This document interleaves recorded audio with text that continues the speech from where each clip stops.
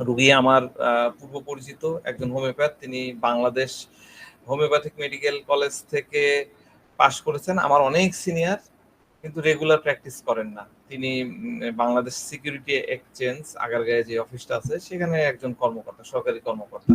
বিভিন্ন সময় ফ্যামিলির মেম্বারদের চিকিৎসার জন্য, বিভিন্ন সমস্যার জন্য, টুকটাক সমস্যা হোক, বড় সমস্যা হোক, তিনি মাঝে মধ্যে আমাকে ফোন করেন, ফোন করে কনসাল্ট করেন, কি দিতে হবে, কি করতে হবে, আমাকে রিভিউ দেন, সবকিছু তার একদম সুন্দর।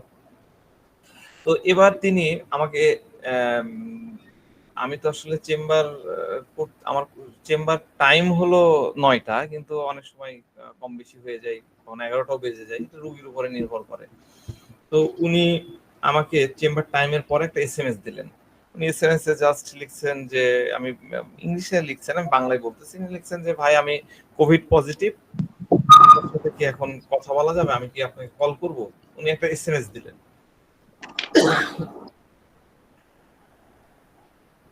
তো আমি এসএমএস হয় কি, মোবাইলে তো এসএমএস আসতে থাকে, গ্রামীণ ফোনের এসএমএস আসে, বিভিন্ন প্রমোশনাল এসএমএস আসে, আমি আসলে এসএমএস ওইভাবে খেয়াল করি না। ইভেন দেন আমার আপনার ফেসবুকে যে মেসেঞ্জার আছে, এই মেসেঞ্জারও আমার একদম করা, মানে অফলাইনে থাকা। আপনারা মেসেঞ্জার আমাকে মেসেজ দিলে পাবেন না, আমার শুধুমাত্র হোয়াটসঅ্যাপটাকে আমি অন করে রাখি আর কি। হ্যাঁ, আর আমার একটা অভ্যাসও আছে হোয়াটসঅ্যাপ চেক করার। কেউ মেসেজ দিলে আমাকে হোয়াটসঅ্যাপে আপনারা করতে পারেন, নক করতে পারেন, আমি যথাসাধ্য চেষ্টা করি ফিডব্যাক দেওয়ার। তো ওনার এসএমএস আমি দেখি না, কিন্তু হঠাৎ করে সেদিন কেন জানি আমি এসএমএসটা দেখলাম, কিছুক্ষণ আগে পাঠাইছে।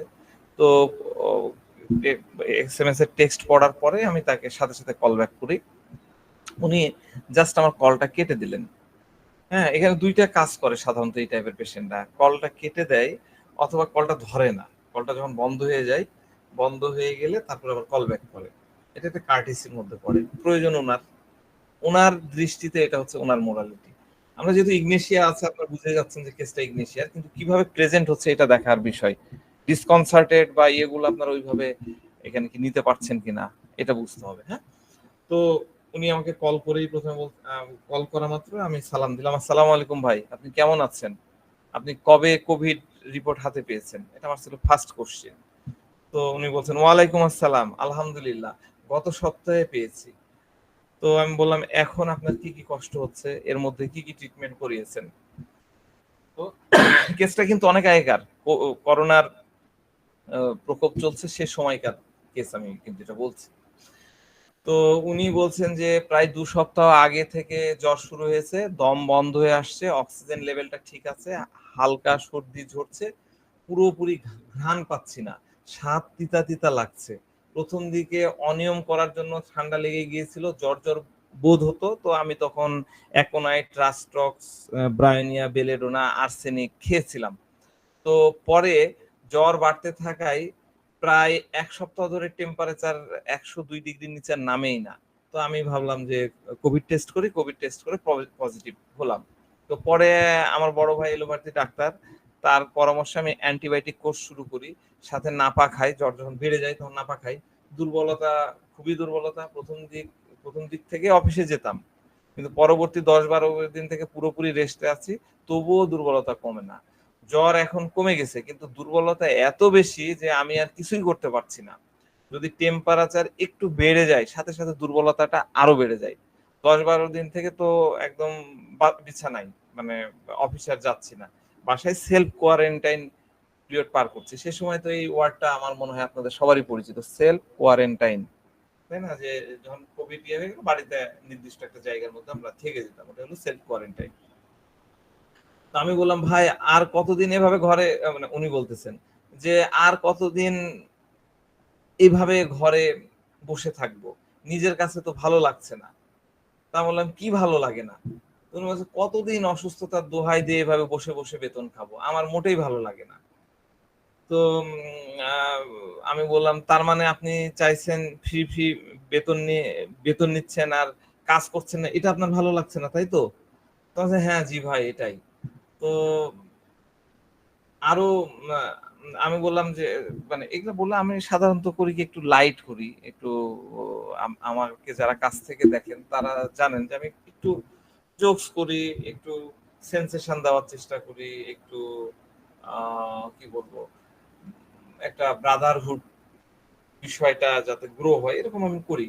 আমি খুবই গুরু গম্ভীর কখনোই থাকতে পারি না। তো আমি ওনাকে একদম ডাইরেক্টলি হেসে হেসে বলো, আরে ভাই আপনি তো সরকারি অফিসার, আপনার আবার চাকরি চলে যাবে নাকি? হ্যাঁ, তো আমি জাস্ট হাসির ছলে জিনিসটা বললাম। তো উনি বলছেন যে ভাই সরকার তো আমার কাজ করার জন্য আমাকে বেতন দেয়, আমার অনেক দায়িত্ব, পুরা ডিপার্টমেন্ট আমার উপরে অনেকখানি নির্ভরশীল, বাসায় বসে আছি এটাই আমার ভালো লাগছে না। এতদিন মানে 2 সপ্তাহ হয়ে গেল আমি আমার ডিউটিতে জয়েন করতে পারছি না। তো আবার ভাই ডিউটিতে যাওয়ার কথা ভাবি তো তখন মনে হয় বাসা থেকে আগরতলা যেতে আমার প্রায় 2 ঘন্টা লেগে যায়, যাওয়া আসা করতে এমনিতেই 3 ঘন্টা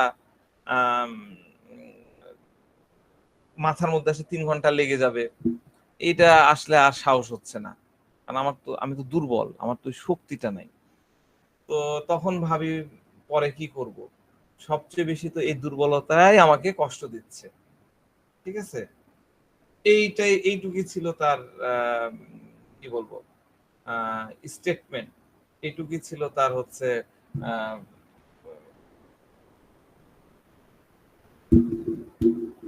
মানে রুগীর বক্তব্য। আপনারা কি বুঝতে পেরেছেন? আমি যেটুকু বললাম একটু দ্রুত মনে বলে ফেললাম, কিন্তু আপনারা কি বুঝতে পেরেছেন আমি কেসটা কি? জি স্যার, বোঝা গেল তো। বুঝা গেছে না? আচ্ছা ঠিক আছে। তো এইখানে মানে কি হলো, রুগী বলছে যে আমার দম বন্ধ হয়ে আসে, বন্ধ হয়ে আসে, শ্বাস প্রশ্বাস ঠিক মতো নিতে পারি না। এটা রুগীর কথা।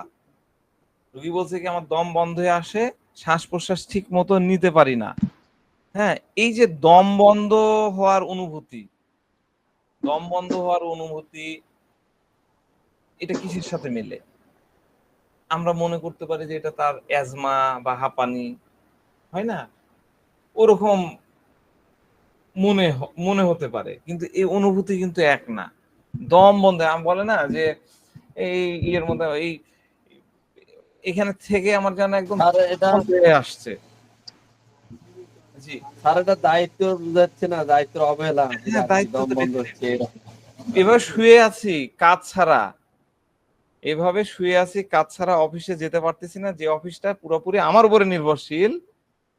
এই রকম যে আমার দম বন্ধ হয়ে আসছে, হ্যাঁ দম বন্ধ হয়ে আসছে, যারা একদম গ্রস লেভেলে চিন্তা করবেন তারা মনে করবে যে শ্বাসকষ্ট হচ্ছে ভাই, কিন্তু বিষয়টা তো তা না, কাজ করতে পারছি না, আমার ভিতরটাই মানে ওই রকম একটা অনুভূতি চলে আসছে। তাহলে এটা হলো মনোবল ভেঙে যাওয়া। দম বন্ধ হয়ে যাওয়াটা মানে হচ্ছে মনোবল ভেঙে যাওয়া, মনোবল ভেঙে যাওয়ার তার অনুভূতি। তারপরে কি দেখেন, সে হলো হোমিওপ্যাথি পাশ করেছে, তাই না? সে হলো হোমিওপ্যাথি পাশ করেছে, হোমিওপ্যাথি পাশ করে হোমিওপ্যাথি পাশ করে সে কি করলো, সে কি কি ওষুধ খাইলো? কোনো প্রকার বিচার বিশ্লেষণ ছাড়াই এখন এক খেয়ে নিল, জ্বর আসছে তাই এখন এক খাইতে হবে, তাই না? তারপরে আর যেগুলা যেগুলা খাইলো, আর্সেনিক খেলো, তাই তো, আরো আরো কিছু মেডিসিন সে খেয়ে ফেললো, কোনো প্রকার বিচার বিশ্লেষণ করলো না। হ্যাঁ, তো তারপরে আবার কি, নিজের প্যাথির উপরে আস্থা নাই, আস্থা না থাকায় সে অ্যালোপ্যাথির উপরে নির্ভর করলো। তারপরে নাপা প্যারাসিটামল যেটাই হয়েছে সেটা সে খেয়েছে, বড় ভাইয়ের কাছ থেকে পরামর্শ নিয়ে সে অ্যান্টিবায়োটিক খাওয়া শুরু করেছে। এই তো, এগুলোর অর্থ কি? What is this? ধরেন যে আমি এই পর্যন্ত বাদ দেন, আমার সাথে একটু আসেন, আপনারা আলোচনায় আসেন। সেটা হলো আমি হোমিওপ্যাথ, আমার কাশি হচ্ছে,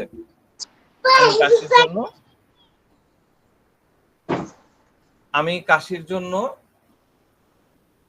ধরেন কি খাবো, কাশির ওষুধ কি জাস্টিসিয়া খেলাম, আমি রাস্টক্স ব্রায়োনিয়া বা এগুলা খেলাম, আমি তো প্যাথিতেই থাকলাম। আমার কথা কি বুঝতে পারছেন? এই জায়গাটা বুঝতে হবে সূক্ষ্মভাবে, এখানে ভাঁজ আছে। আমি খাচ্ছি, স্যার এটা তো ওই যে ওইটাই স্যার, ওই যে সাইন্টিফিক তার চিন্তাধারাটা ওইরকম যে আমি তো সায়েন্টিফিক চিন্তাধারায় তো হচ্ছে অনেকগুলা ইয়া থাকবে, অনেকগুলা স্টেপ থাকবে। হ্যাঁ, এখানে দুইটা স্টেপ। একটা হলো আমি অ্যাকোনাইট, বেলোডোনা এগুলা খাইলাম, খায় ভালো হলাম না, আমার এটা হলো না, আমি এখন তাহলে ইয়েতে যাই, এই নাপা প্যারাসিটামল খাই। আমি নাপা খাই, প্যারাসিটামল খাই, ভাইয়ের কাছ থেকে পরামর্শ নিয়ে অ্যান্টিবায়োটিক খাওয়া শুরু করলাম। তার মানে কি, সে এটা তো একটা যুদ্ধ, তাই না? আমি কিন্তু হার মেনে নিলাম যে আমার আর হোমিওপ্যাথিতে হবে না, বা সে বুঝতে পারছিল না যে কোন ওষুধ খাবে আর কোন ওষুধ খাবে না। সে কিন্তু তার প্রত্যেকটা প্রবলেমের জন্য, বাড়ির প্রত্যেকটা প্রবলেমের জন্য আমার কাছ থেকে পরামর্শ নেয়। আমার কথাও তার মনে হলো না, সে সরাসরি হার মেনে নিল। হার মেনে নিয়ে নাপা প্যারাসিটামল খাওয়া শুরু করে দিল আর অ্যান্টিবায়োটিক কোর্স করলো। তার মানে হলো সে পরাজয় মেনে নিল, হোমিওপ্যাথি তার হবে না। সে বুঝতেই পারছিল না যে কোন ওষুধ খাবো, সে নির্ভর করে এবং বেছে নিল কিসে বেছে নিল, অ্যালোপ্যাথিতে।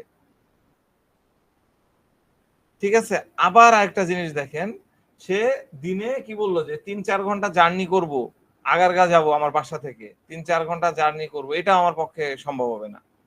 অফিসে যাওয়ার সাহস সে করতে পারলো না, অফিসে যাওয়ার সে সাহস করতে পারলো না, মানে কোভিড নেগেটিভ হওয়ার পরে সে আর অফিসে যাওয়ার সাহস করতে পারলো না। সে কি বলছে যে টেম্পারেচার বাড়লে দুর্বলতা বাড়ছে, কিছু করার সাহস সে পাচ্ছে না। হ্যাঁ, এবার তার আমার কথা মনে পড়লো। তাহলে বুঝেন, সবকিছু যাওয়ার পরে, হ্যাঁ,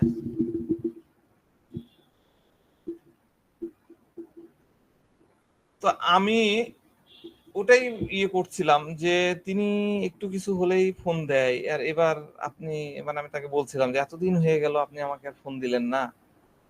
হ্যাঁ, সে এখন কেন আমার সাথে কনসাল্ট করতে চায়, এবার এই বিষয়টাতে আসেন। সে কেন আমার সাথে কনসাল্ট করতে চায়? কেননা এখন তার আর লড়াই করার সামর্থ্য নাই, শরীরে শক্তিটা নাই, হ্যাঁ, বুদ্ধি কাজ করছে না, কি করব। ঠিক আছে, আমি তো এলোপ্যাথির কাছে গেলাম, ভাই অ্যান্টিবায়োটিক বললো, সেটা খেলাম, কিন্তু এখন এনার্জি তো, জ্বর গেছে, কোভিড নেগেটিভ হয়েছে, কিন্তু আমার এনার্জি তো ফিরে আসেনি। এই যে পরিস্থিতিটা তৈরি হলো, আমি দুইটা ক্ষেত্র কিন্তু বললাম, এই দুইটা ক্ষেত্রের মিলিত রূপটাই হলো ডিসকনসার্টেড। আপনারা কি মিলাতে পারছেন আমি আমার ডিসকনসার্টেড ইয়ের সাথে, সংজ্ঞার সাথে? এনিওয়ান, কারো ডাউট আছে? এটা কিন্তু অন্য টাইপের ডিসকনসার্টেড।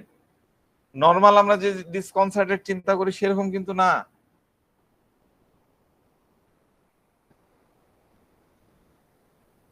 কি বুঝতে পারেননি? জি স্যার, জি বোঝা গেছে। একটু ভালো করে চিন্তা করেন, ডিসকনসার্টেড দেখেন কত রূপ। এই রূপটা আমার মনে হয় আপনারা যদি মাথায় ঢুকাই নিতে পারেন, এটার ভুল হবে না। সে পরাজিত ফিল করলো, হার মেনে নিয়ে শান্তিতে থাকলো। শান্তি মানে তার এখন মন, মস্তিষ্ক, মেধা, ব্রেন তার আর কাজ করছে না। সে তালগোল, ডিসকনসার্টেড আমরা কি বলেছিলাম, তালগোল পাকিয়ে ফেলা, তাই না? তারপরে তাল পাই না স্যার। ঠিক বলেছেন, ফ্রাস্ট্রেটেড হয়ে যাওয়া, এটাও ডিসকনসার্টেড এর একটা মানে। আর আমি ডিসকনসার্টেড এর নোট তো আপনাদেরকে দিয়েই দিয়েছি। হ্যাঁ, এগুলো আমার অনেক পুরনো মানে এই যে এখন আমি এটা আমার অনেক পুরনো একটা কেস, আমি আমার খাতা বাইর করেছি। তো খাতায় আমি তখন ডিসকনসার্টেড যেভাবে নোট করেছি, এখন আমার ডিসকনসার্টেড আপনাদেরকে যেটা শিখাইছি আকাশ পাতাল তফাৎ। আপনি যদি মানে এত সমৃদ্ধ হয়ে গেছে পরের লেকচার গুলা, হ্যাঁ, এইটা একদম বাচ্চাদের মতন। আমার কাছে, আমি পড়তেছিলাম আর হাসছিলাম যে আমি এরকম ইয়ে করতাম ডিসকনসার্টেড। হ্যাঁ, তো আমরা রুব্রিক্স একটা নিয়ে নিলাম, ডিসকনসার্টেড, এটা সিএম নিয়ে নাও। পরবর্তীতে আমরা দেখবো যে আর কি কি এই জায়গায় আসে।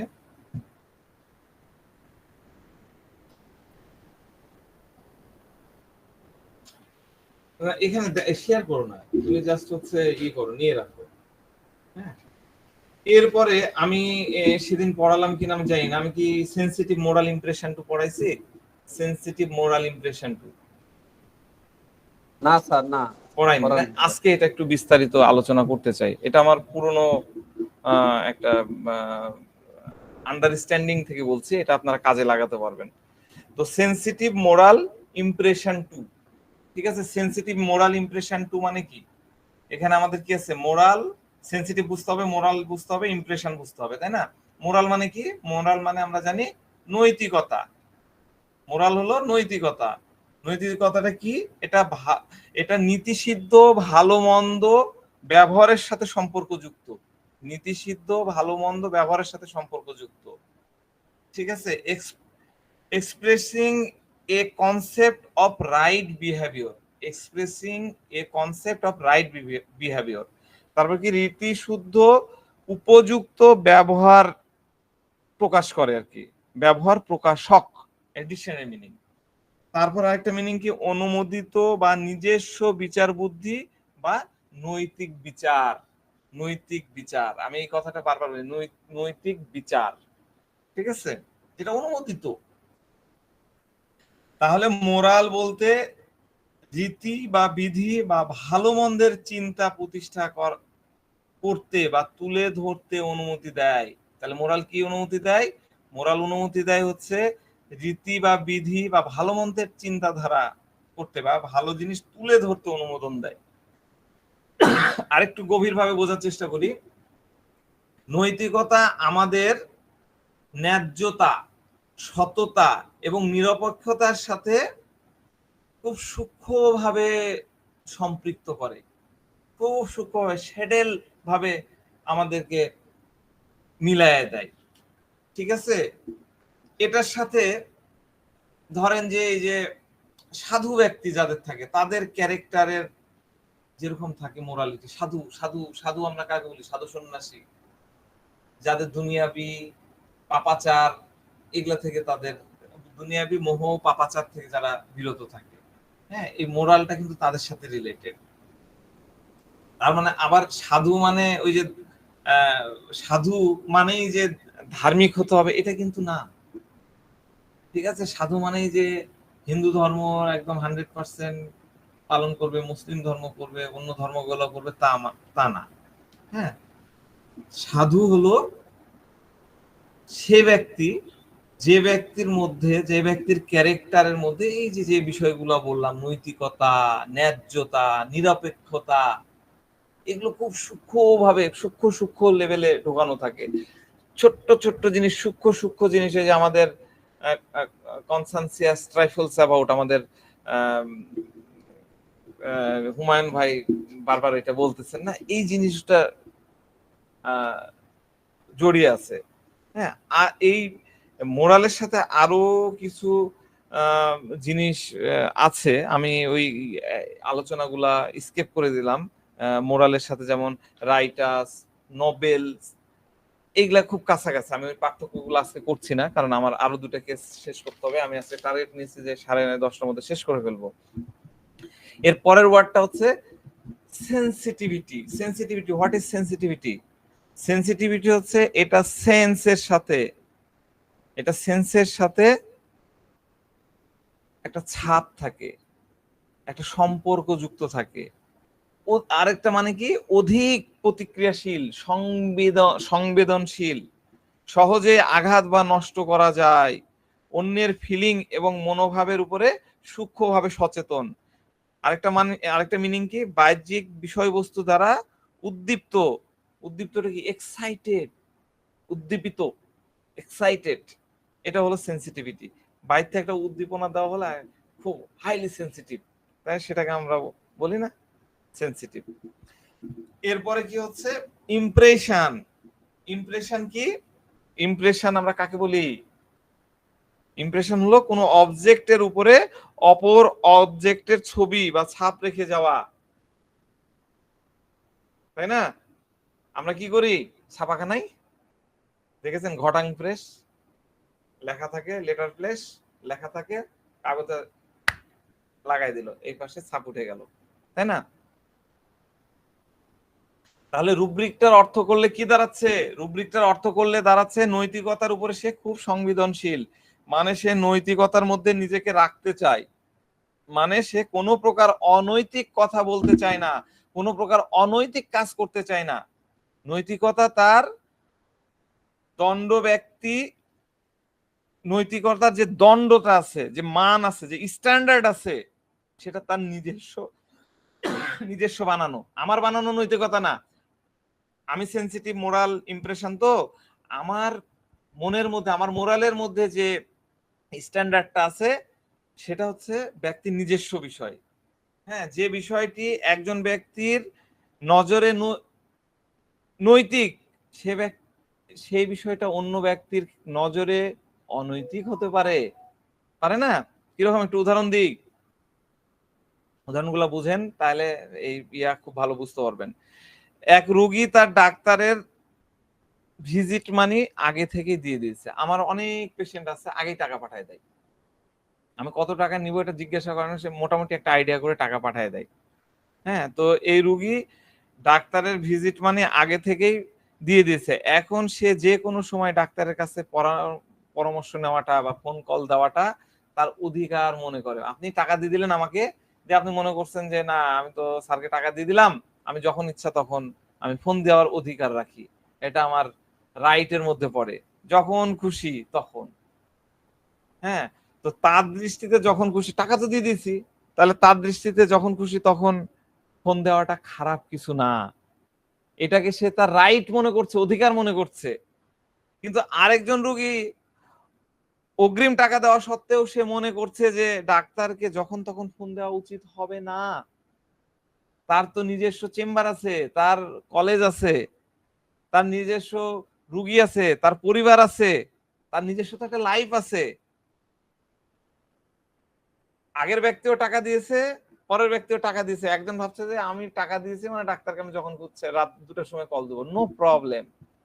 আর আরেকজন টাকা দিয়েছে কিন্তু তারপরে সে ভাবতেছে না, আমি ডাক্তারের সময়টা আমাকে জানতে হবে, তার কাছ থেকে এসএমএস দিতে হবে, ইয়ে করতে হবে। তাহলে নৈতিকতা ম্যান টু ম্যান ডিফার করলো না? আচ্ছা, আরেকটা বিষয়, আরেকটা উদাহরণ দিই তাহলে একটু ক্লিয়ার হবে। ইলেকশনের সময় যখন আসে, এই যে আমাদের হলো ইলেকশনটা টিকলো না, সেই ইলেকশনে কি হয়, ইলেকশন কমিশন কি করে, মোরাল কোড অফ কন্ডাক্ট ইস্তেহার দেয়, সার্কুলার দেয় যে এই করতে পারেন, এই করতে পারেন না, তাই না? তো ইলেকশন পিরিয়ডে কিছু কিছু বিধি নিষেধ চালু হয়, যে কাজ সে সময়ে নেতারা ওই বিধি নিষেধের বাহিরে, বহির্ভুক্ত কোনো ক্যাম্পেইন, কোনো প্রচারণা করতে পারবে না। যেরকম আমরা কি দেখি যে ইলেকশনের সময় আমাদের একটা নীতিমালা ছিল না যে কালারফুল পোস্টার বানানো যাবে না? কাউকে দেখেছেন ডিজিটাল প্রিন্টারে প্রিন্ট করে অথচ এক কালারে? দেখছি না আমরা? তাহলে তাদেরকে এটা অক্ষরে অক্ষরে পালন করতে হবে। এটাই হলো অন্যের দ্বারা বিধি নিষেধ অনুযায়ী code of conduct. Code of কন্ডাক্টটা হচ্ছে অন্যের দ্বারা, এই উদাহরণ যেটা দিলাম এটা হচ্ছে অন্যের দ্বারা নির্ধারিত, ইলেকশন কমিশনার যেটা দিয়েছে সে অনুযায়ী তাকে মেনে চলতে হচ্ছে। কিন্তু ব্যক্তির নিজস্ব যে চিন্তা চেতনা সংস্কার থাকে তা অনুযায়ী সে নিজের বিচার করে, এটা ভুল হলো নাকি সঠিক হলো, এটা হলো ব্যক্তির নিজস্ব চিন্তা চেতনা। হ্যাঁ, কিছু কমিউনিটিতে কিছু কিছু কাজকে খারাপ মনে করা হয়, আবার কিছু কিছু কাজকে খারাপ মনেই করা হয় না। আমাদের কমিউনিটিতে, আমি রাজশাহী শহরে, আপনি 10টার পরে একটা মেয়ে এখনো একটু খারাপ চোখে দেখে, 11টার সময় একটা মেয়ে যদি যায় বাসায় ফেরে খারাপ চোখে, ঢাকায় কোনো ব্যাপারই না, 1:30 2টা, তার মানে কি কমিউনিটি টু কমিউনিটি আসে। আমাদের রাজশাহী শহরে আপনি গেঞ্জি পরে একটা মহিলাকে আপনি যদি ঘুরতে দেখেন, এটা আমাদের কমিউনিটি স্ট্যান্ডার্ডে যায় না, ঢাকায় তো এটা কমন একটা বিষয়। তাহলে এই বিষয়গুলো কিন্তু স্থান কালভেদ পাত্রভেদে কিন্তু আলাদা আলাদা হচ্ছে, আমি বোঝানোর উদ্দেশ্য এটা। আপনার আরেকটা উদাহরণ দিই, আমাদের একটা খুব বড় স্ক্যান্ডাল হয়েছিল আজ থেকে 2-3 বছর আগে, সেটা হচ্ছে যে পরিমণির কথা আপনাদের মনে আছে, নায়িকা পরিমণির। হ্যাঁ, সে কিন্তু কি একদম মফস্বল ময়মনসিংহের সম্ভবত কোন একটা তৃণমূল একদম অজপাড়া গাঁ থেকে সে উঠে আসে, এসে সে স্টার হয়ে যায়, ঢাকার স্টার 1 নাম্বার নায়িকা হলো। তখন নায়িকা হয়ে কি কি করলো সে, ওই যে উত্তরার ওইদিকে যে বোট ক্লাব আছে, বোট ক্লাবে যে সে কি মদ খায়, ফুর্তি করে। তো মদ খাওয়া ফুর্তি করা তো ওর প্রথম থেকেই স্বভাব, তাই না? আমি কিন্তু নাম নিলাম মানে কিন্তু তাকে ছোট করছি না, আমি সরি, কখনো যদি এই ভিডিও যদি আবার পাবলিকলি আসে আমি ওই কারণে বলে নিচ্ছি, নাম না, আমি আপনাদের বোঝানোর জন্য বলছি। তো সে কিন্তু বরাবরই কাজ করে। যতদিন না পাবলিকলি এটা আসছে কেউ কিন্তু ছি ছি কেউ বলেনি, কিন্তু অকারেন্স ঘটে গেল। অকারেন্স ঘটে যাওয়ার পরে লোকজন যখন পাবলিকের চোখের সামনে সবগুলা চলে আসলো, পাবলিকলি প্রকাশ পেল, তখন কিন্তু লোকজন ছি ছি করেছে। করেনি? আমি ভুল বললাম? আপনারা ভেবে দেখেন, ওই যে সাকলাইন নিয়ে যে কাহিনী হলো, তার আগের কাহিনী, বোট ক্লাবের কাহিনী। তো মানুষের মোরাল কোড অফ কন্ডাক্ট হচ্ছে তার নিজস্ব চেতনায় বানানো, নিজস্ব চেতনায় বানানো। যেমন আমরা আমরা মানে এগুলা ধর্মীয় কথাবার্তা আসলে আমার মতন কম জানা ব্যক্তির এগুলো বলাই উচিত না। আমরা যেরকম চিন্তা করেন যে সে আমরা মুসলমানরা একটা ব্রথেলে যাওয়া, একটা খারাপ জায়গায় যাওয়া, নাইট ক্লাবে যাওয়া, এটাকে আমরা যারা আমরা ধর্মপ্রাণ আমরা অত ইয়ে না, কিন্তু আমরা ধর্ম এটাকে খারাপ মনে করি, তাই না? আমরা বিবাহ বহির্ভূত মানে একজন দুইজনের সাথে রিলেশন করা, এটাকে আমরা কিন্তু খারাপ মনে করি। কিন্তু কিছু দেশে ধরেন ইরান বা সৌদি আরব বা এরা কি করছে, মুত্তা বিয়ের কাহিনী তো একই হলো। ওরা একটা কন্ট্রাক্ট ইয়েতে যাচ্ছে, আমি ধর্মীয় ইয়েতে যাচ্ছি না, বোঝানোর জন্য বলছি, মোরালিটির বিষয়গুলো বলতেছি।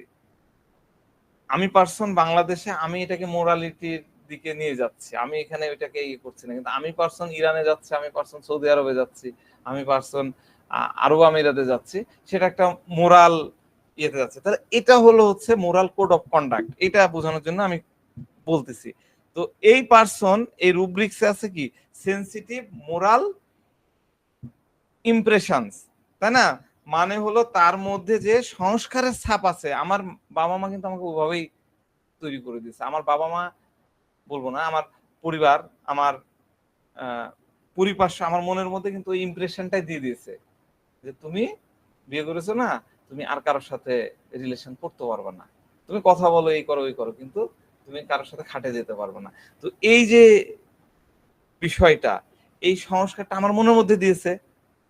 আমি বুঝাতে পারছি ইমপ্রেশনের বিষয়টা, এই ছাপ, এটা ভুল, এটা ঠিক। আবার দেখা যাচ্ছে আমি সৌদি আরব বা ইরানে গেলাম, যে ওখানে আমি মোটিভেটেড হলাম, তারা আমার ছাপ দিয়ে দিল, না এটা কোনো ব্যাপার না, তুমি চালিয়ে যাও। তাহলে ওটাও কিন্তু চেঞ্জেবল। একটা জায়গায় কিন্তু মানুষের মন আর ইয়ে কিন্তু ফিক্স থাকলো না। একটু মানে ডিপ লেভেলের কথা বলতেছি, আপনাদের কাছে অনেক কন্ট্রোভার্সি মনে হবে, আমার সাথে দ্বিমত করতে পারেন, কিন্তু বোঝেন, সাইকোলজি বোঝার জন্য আমি এটা বলতেছি। আর যেটা যে ছাপটা ইমপ্রেশনটা মনের মধ্যে থাকবে, সেটা সে খুব দৃঢ়ভাবে ধারণ করে। ইগনেশিয়া খুব দৃঢ়ভাবে ধারণ করে। এই পেশেন্টটার মনেও এই ছাপ পড়ে আছে যে কাজ করে অর্থ উপার্জন করো, সরকারি হয়েছে তো কি হয়েছে, সরকারি কাজ আমি করছি, আমি পড়ালাম না, এটা আমার হারাম খাওয়া হবে। আমি কলেজে ক্লাস নেই, কলেজে ক্লাস হয় না আমাদের ইয়েগুলাতে, এটাও আর ওপেনলি বলা খুবই খারাপ হচ্ছে। আমি বলতেছি, আমি উদাহরণস্বরূপ মনে করেন, কিন্তু আমি বেতন নিচ্ছি। আমার মধ্যে ওই মোরালিটি যদি থাকে, ওই ইমপ্রেশনটা ছাপ মারা থাকে, তাহলে আমি বেতনটা নিতে পারবো না। কারণ আমার কাছে মনে হয় আমি তো ক্লাস নিচ্ছি না, আমি কাজই করছি না, হ্যাঁ আমি বসে থেকে খাচ্ছি, এটা আমার হারাম হচ্ছে। তো এই পেশেন্টের কাছে মনে হয়েছে যে এটা হারাম, হারাম খাবো না, তাই তার কাছে মনে হয়েছে আমি অফিস থেকে, জি বলেন বলেন। এটা কি নীতি নৈতিকতার বিপরীত না, যে আমার অযৌক্তিক, মানে এটা করাটা অনৈতিক? হ্যাঁ, আমার যে নীতি নৈতিকতা যেটা হওয়া উচিত, যে আমি পড়াবো তার বিনিময়ে টাকা নেবো, কিন্তু সেটা হচ্ছে না, তাই আমার নেওয়াটা ঠিক হচ্ছে না। হ্যাঁ নেওয়াটা ঠিক হচ্ছে না।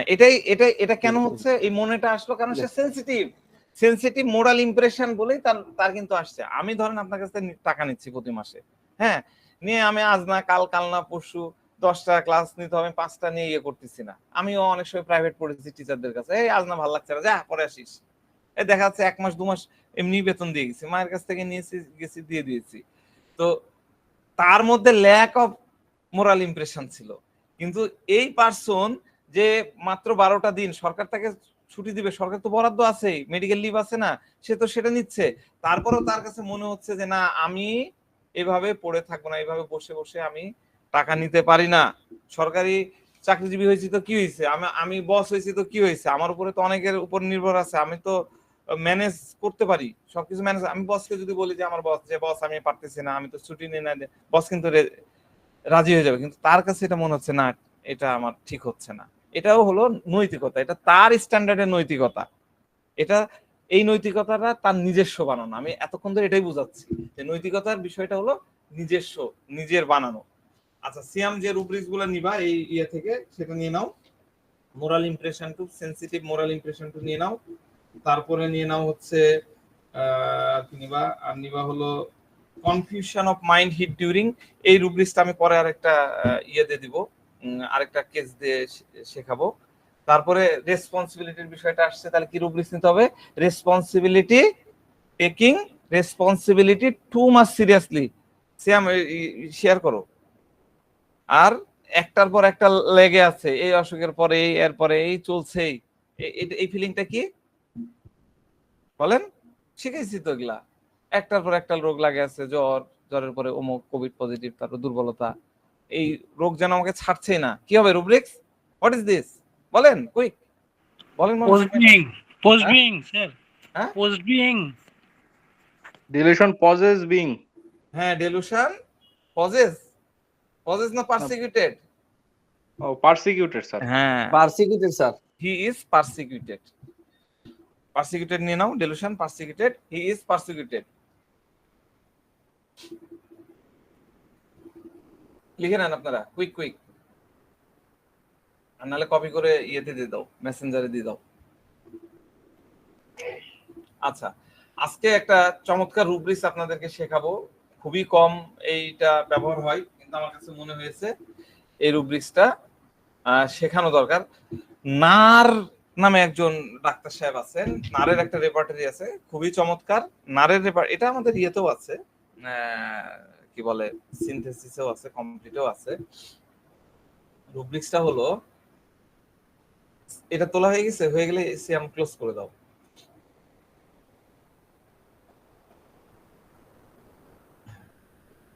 তো রুব্রিক্সটা হলো, রুব্রিক্সটা কি জানো? রুব্রিক্সটা হলো রিমোর্স আফটার মিনসেস।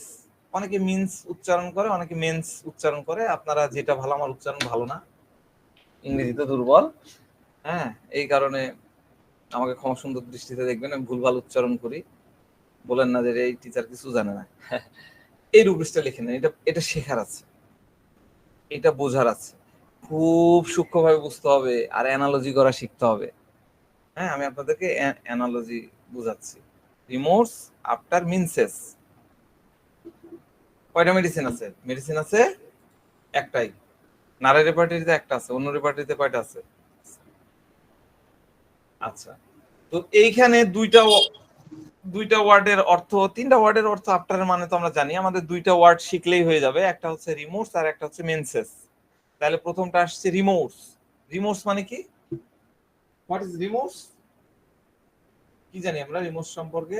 রিমোর্স মানে হচ্ছে, অনুভূতি। আজকে আমি শুনতে পাই না কেন, নাকি কানে কম শোনা শুরু করলাম, সাউন্ড জোরে দিলাম। কি বললেন? রিমোর্স মানে অনুশোচনা স্যার, অনুশোচনা। অনুশোচনা মানে পস্তানো, আফসোস করা। অনুশোচনা একটু বেশি দিকে চলে গেল। রিমোর্সের খুব ভালো ডিকশনারি মিনিং হলো পস্তানো বা আফসোস করা। আফসোস করা লিখে নেন।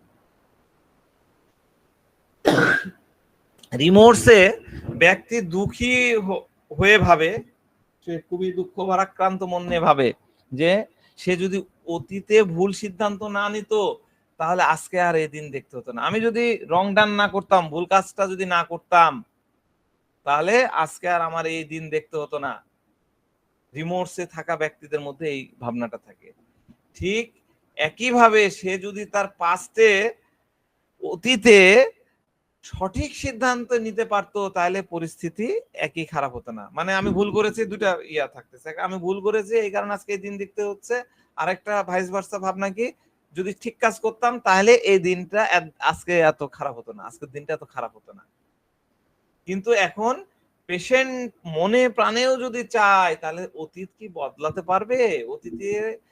অতীতে তার নেওয়া সিদ্ধান্ত, ভুল সিদ্ধান্ত বা তার কথা বা তার আচরণ সে কি পরিবর্তন করতে পারবে?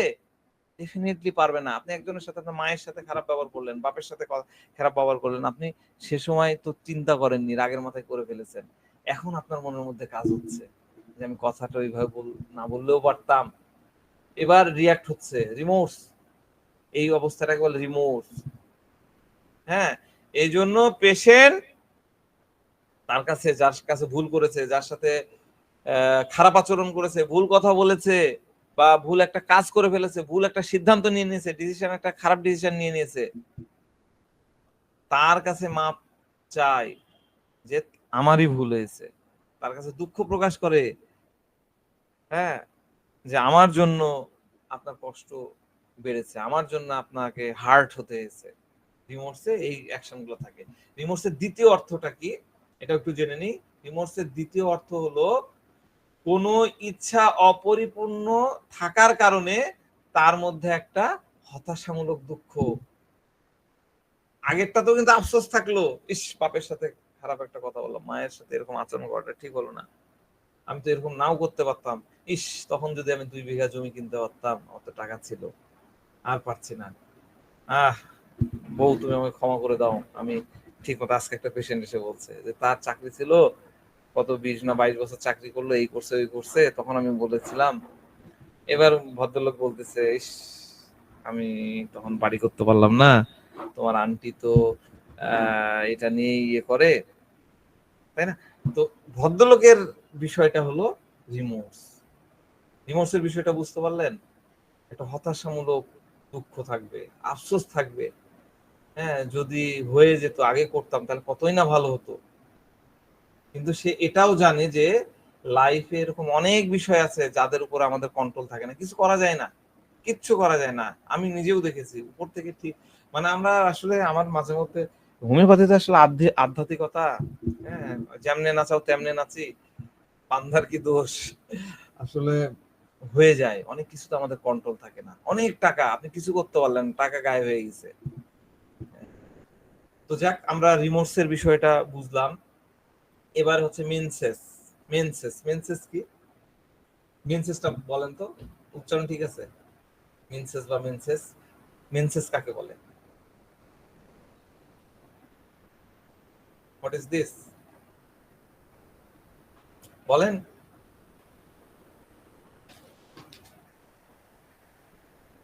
কেউ বলতে পারছেন না? লজ্জা পাচ্ছেন নাকি? লজ্জা পাওয়ার কিছু না, আমরা ডাক্তার, আমরা যদি লজ্জা পাই তাহলে পেশেন্ট কই যাবে? মেনসেসের অর্থ হলো মহিলাদের হয়, তাই না? কি হয়? মেনসেস কখন হয়? 60 বছর বয়সে যে হয়, 70 বছর বয়সে যে শুরু হয়, নাকি? না না, 13 বছর বয়স থেকে শুরু 12 হয়। বছর 13 থেকে বয়স শুরু হয় এই স্যার। যে দেখছেন, এখন কথা বলতেছেন, আমি ভুল বললাম, আপনারা কথা বলতেছেন। হ্যাঁ, তো আসলে কি মেনসেসের থিমটা বুঝেন? মেনসেসের এবারও আমরা দুইটা অর্থ করি। প্রথম অর্থ হলো, মেনসেস মানে হলো মহিলাদের প্রোডাক্টিভ এজ। মেনসেস শুরু হয়েছে মানে সে প্রোডাক্টিভ হয়েছে, প্রতি মাসে তার মেনসেস হচ্ছে, মেন পজ হয়ে যায়, বা আফটার মেন ধরেন 65, তখন কি তার প্রোডাকশন ইয়ে থাকবে? বাচ্চা হবে? ডেফিনেটলি হবে না। আর এই 12 বা 13 বছর থেকে 11 বছর থেকে মেনসেস শুরু হচ্ছে, প্রতি মাসে মাসে চলছে। হ্যাঁ, আর এবার একটু সূক্ষ্মভাবে বুঝবো, মেনসেস হওয়ার মানে কি জানেন? মেনসেস হওয়া মানে হচ্ছে সেই কিশোরীটা, সেই যুবতীটা বা সেই মহিলাটা এই মাসে আর প্রেগনেন্ট হলো না। মেনসেস শুরু হলে তো প্রেগনেন্ট হলো না, এই সাইনটা দিচ্ছে কিনা? আমি যদি ভুল বলি আমাকে সংশোধন করে দেবেন। মানে সে এই ধাক্কায়, এই সাইকেলে সে মা হতে পারলো না। তবে কি, তবে সে সামনের বারে যদি ট্রাই করে তাহলে আবার মা হতে পারবে। তার যদি ফার্টিলিটি হয়ে যায়, সে কিন্তু মা হতে পারবে। তাহলে মেনসেস হলো মহিলাদের মা হওয়ার কি, মহিলাদের মা হওয়ার আশা পূরণের বাধা। আপনি দেখেন যে মহিলাদের দীর্ঘদিন ধরে বাচ্চা হচ্ছে না, তাদের মধ্যে কি কাজ করে? আশা আছে, লেট হচ্ছে, ডিলে, আশা পাচ্ছে যে হবে হবে হবে, আর যে শুরু হয়ে গেল নিরাশ হয়ে গেল, তাই না? মেনসেস শুরু হয়েছে মানে সে মহিলা মা হওয়ার চেষ্টায় অসফল হয়েছে। কারণ যখন মেনসেস হয় না, তখন হতে পারে ওই মহিলা মা হতে পারবে, যত ডিলে হবে তার মা হওয়ার সম্ভাবনা ততই বাড়ছে। এটা গেল মেনসেসের প্রথম অর্থ। দ্বিতীয় অর্থ হলো, এটাও ডিকশনারি মিনিং, খুব সূক্ষ্মভাবে বোঝেন। আমি সূক্ষ্মভাবে বুঝতে শিখতে আপনাদেরকে সহযোগিতা করতে চাই, আপনারা খালি মনটা দেন। যখন কোনো ব্যক্তি তার উদ্দেশ্য পূরণের অ্যাবিলিটি থাকে, আমার একটা টার্গেট আছে, সেই টার্গেট ফুলফিল করার অ্যাবিলিটি আমার আছে, কিন্তু কোনো প্রকার অবস্ট্রাকশন মানে বাধা, অবস্ট্রাকশনের কারণে আমার সেই উদ্দেশ্য বা ওই গোলটা পূরণ হলো না, অসফল হয়ে গেলাম। আমি কি বুঝাতে পারলাম আপনাদেরকে? কি বললাম? আমার একটা উদ্দেশ্য ছিল আমি সুন্দরবনে যাব। হ্যাঁ, আমি আমার যশোরের ভাইদেরকে বললাম যে আসছি, সুন্দরবনে যাব। এখন গোপালগঞ্জ হয়ে যাচ্ছি, গোপালগঞ্জের ভাইরা আমাকে আটকে দিল, আমার উদ্দেশ্য সফল হলো না। ঘটনা মিলান। আমার উদ্দেশ্য ছিল এবার আমার বাচ্চা হবে, আমি মহিলা, আমরা সব সময় টাইম মতোই আমাদের মেলামেশা হয়ে গেছে, আশা আছি 28 দিন 30 দিন হয়ে গেছে,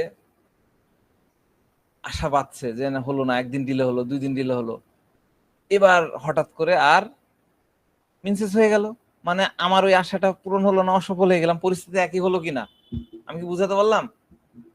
আমার একটা গোল, আমার একটা উদ্দেশ্য, এবং ওই উদ্দেশ্য হাসিল করার অ্যাবিলিটি আমার আছে, কিন্তু একটা অবস্ট্রাকশন আসলো, একটা বাধা আসলো, যে বাধার কারণে আমি আমার ওই উদ্দেশ্য বা গোলটা আমি পূরণ করতে পারলাম না, আমি অসফল হয়ে গেলাম। এই পরিস্থিতি কি মিনসেসের মতন পরিস্থিতি হলো না হলো না? এটা আপনারা বলেন।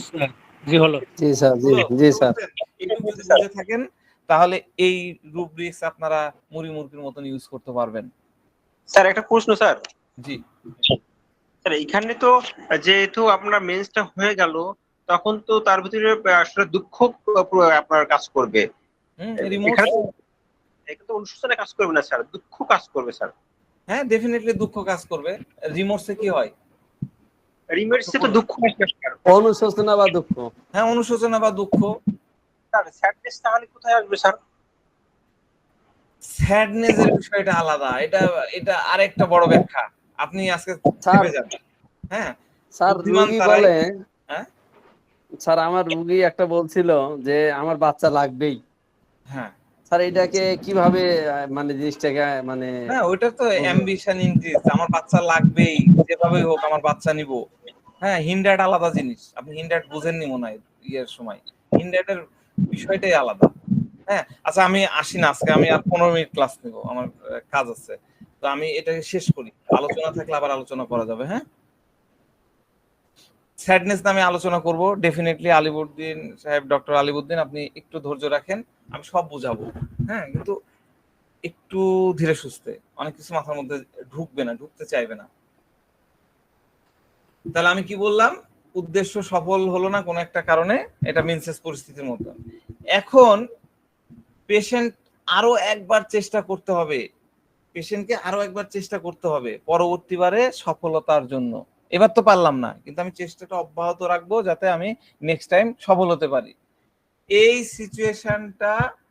সিচুয়েশন মেনসেস হওয়ার পরে প্রেগনেন্ট না হওয়ার মতন পরিস্থিতি। হ্যাঁ, কিরকম বুঝাচ্ছি। এরপরের ওয়ার্ডটা হলো আফটার। আফটার মানে তো আমরা জানি যে কোন একটা ঘটনা ঘটে যাওয়ার পরে আফটার মানে ইভেন্ট শেষে, যেমন আমরা বলি কি সপ্তাহ শেষে শুক্রবার আসে, তারপরে শনিবার আসে, শুক্রবার আসলে ছুটি, শনিবার তারপরে হয় আফটার। আফটার মানে তো আমরা জানি, অত দরকার নেই। তো লিটারালি যদি আমরা এই রুব্রিক্সটাকে অর্থ করি, তাহলে অর্থ দাঁড়াবে ইগনেশিয়া পেশেন্ট মিনসেস হওয়ার পরে তার মধ্যে এক ধরনের পস্তানো আসে, এক ধরনের রিমোর্স আসে।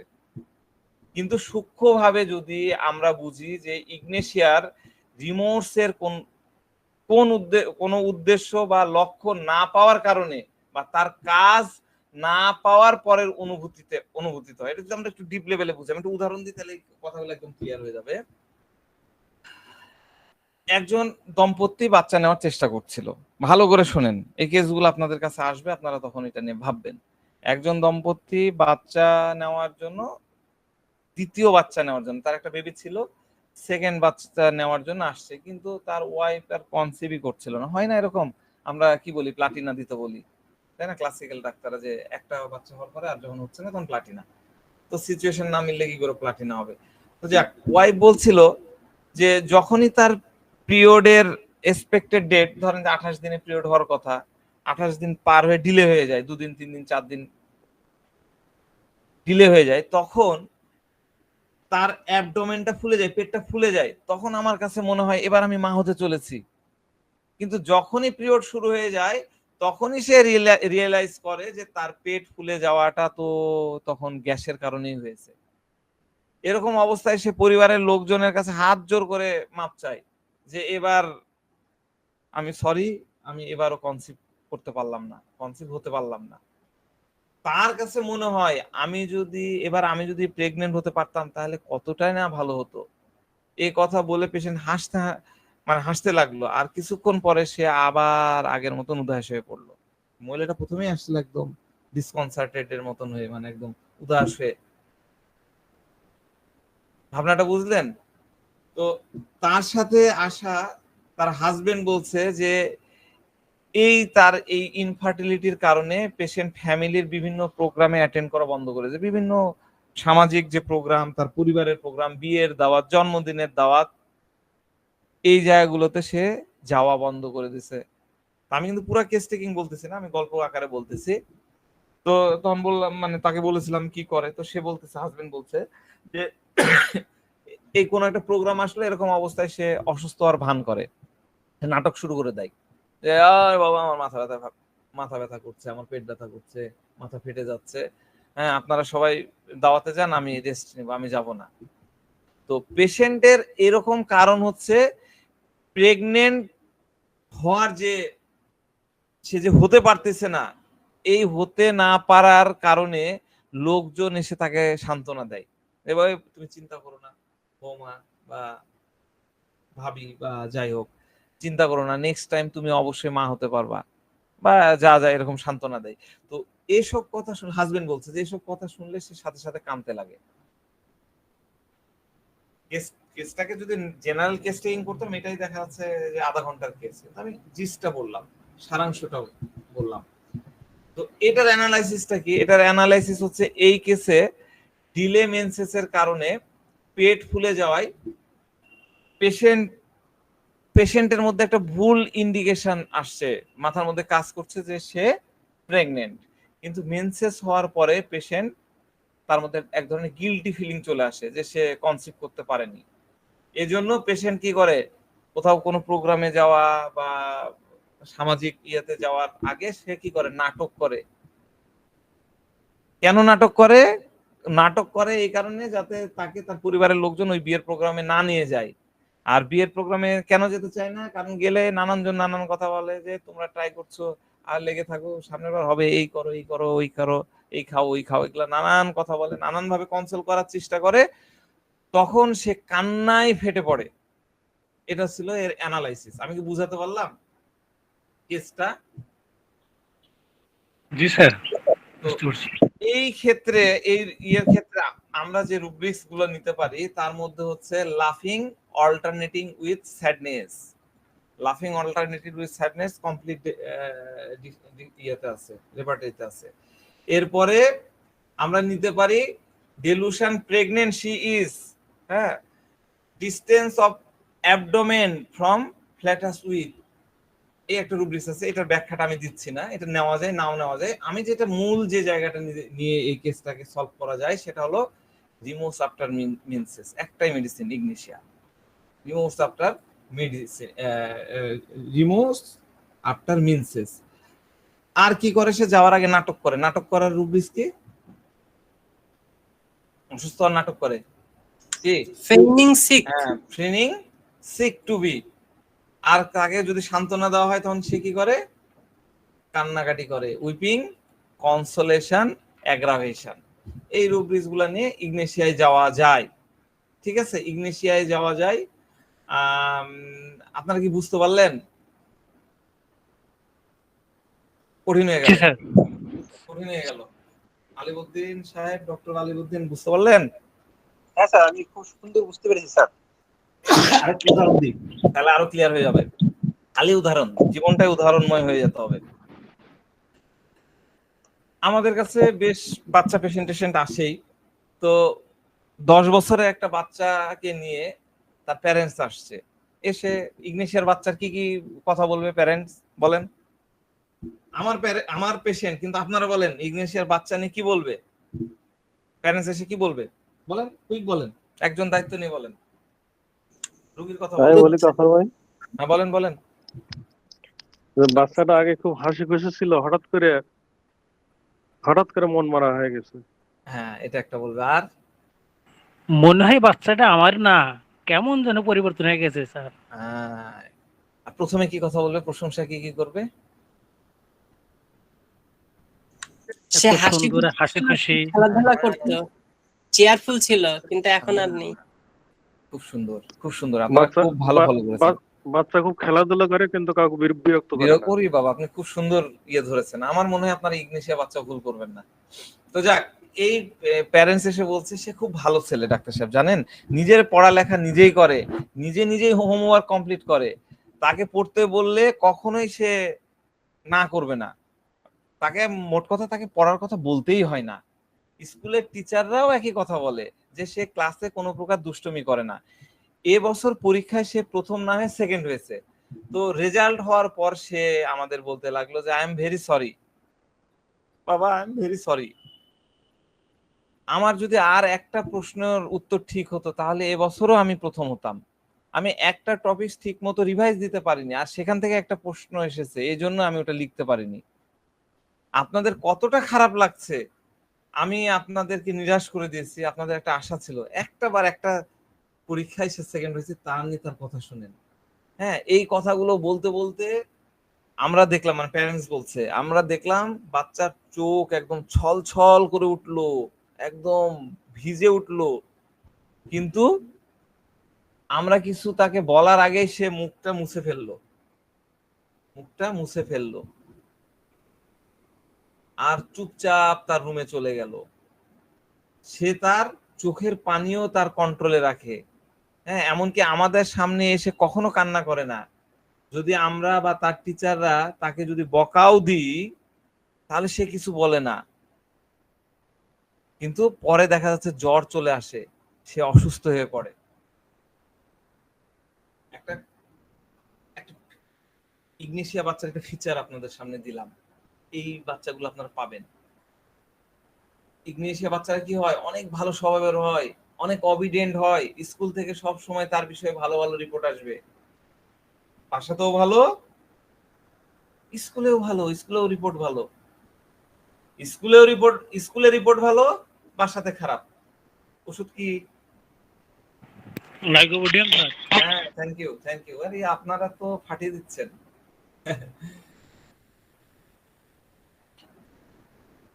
সে তার ইমোশনকে এতটাই কন্ট্রোল করে, ছোট বাচ্চার ক্ষেত্রেও দেখা যায় এতটাই কন্ট্রোল করে যে সেটা অন্য কারো মায়ের নজরেও পর্যন্ত আসে না, কেউ তাকে বুঝতে পারে না। আর অনেক মেহনত করার সত্ত্বেও সে যদি সফল হতে না পারে তখন সে আফসোস করে। এরকম অবস্থায় কেউ যদি তাকে রাগ করে বকা দেয় বা একটু কিছু বলে, এই বাচ্চারা অসুস্থ হয়ে পড়ে। আপনারা খুঁজে দেখবেন, ইগনিশিয়া যদি হয় তাহলে এটা খুঁজে দেখবেন যে ডেফিনেটলি তাকে কোনো একটা অ্যাডমনিশন করা হয়েছিল, ভৎসনা তিরস্কার করা হয়েছিল, সেখান থেকে তার অসুস্থতা শুরু হয়ে যায়।